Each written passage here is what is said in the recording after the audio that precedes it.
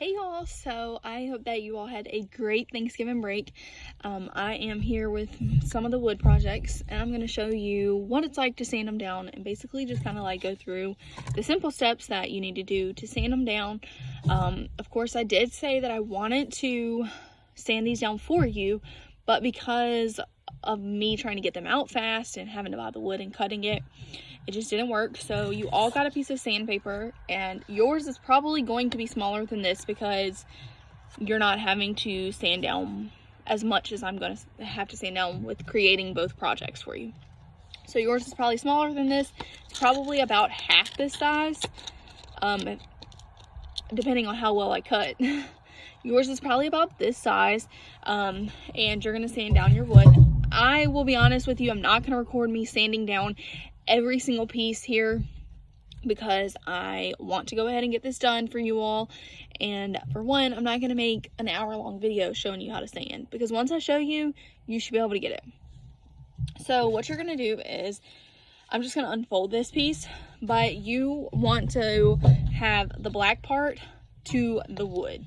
And what you're going to do is you're just going to sand down.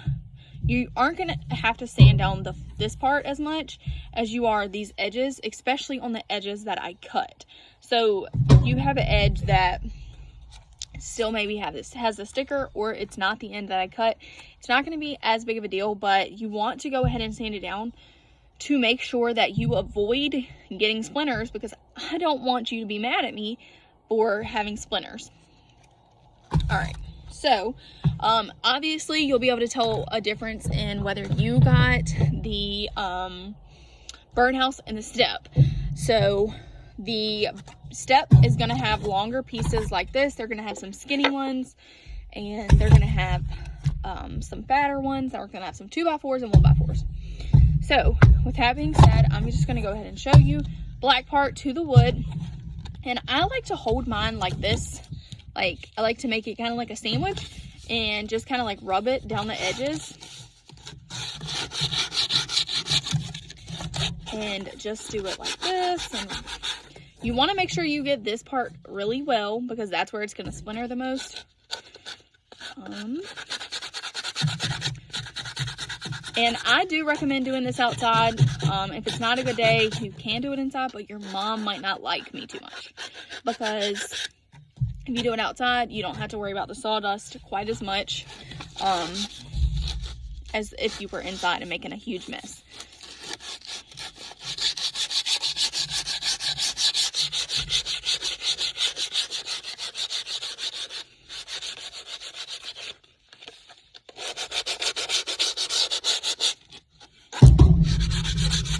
Again, the most important part is the edges where it splinters.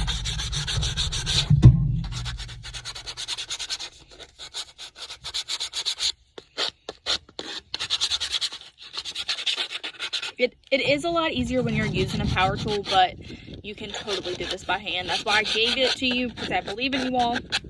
And you might be able to get some steps in if you're trying to get your steps in for PE class. Alright, so that's pretty much as good as I'm just going to do for this video. But you can see that the edges are pretty smooth, especially compared to this one. You can still see where it's not quite as smooth. And you want to just be careful, especially where if you can see that it's splintering. Make sure you get those pieces really well. All right, y'all, I'm going to sand down and then I will see y'all for the instructions.